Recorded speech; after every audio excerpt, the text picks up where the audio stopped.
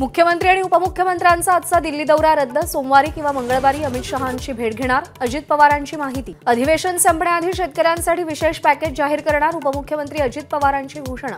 17 डिसेंबरपर्यंत आंदोलनाची पुढची दिशा ठरणार। 17 तारखेच्या आत आरक्षणावर काय कारवाई केली ते कळवा, मनोज जरांगेंचा इशारा। लोकप्रतिनिधींना गावबंदी करणं हा गुन्हा आहे, त्याला 1 महिन्याची शिक्षा। छगन भुजबळांचं पत्रकार परिषदेत विधान। संसदेतील घुसखोरी प्रकरणातला मास्टरमाइंड ललित झा दिल्लीत अटकेत।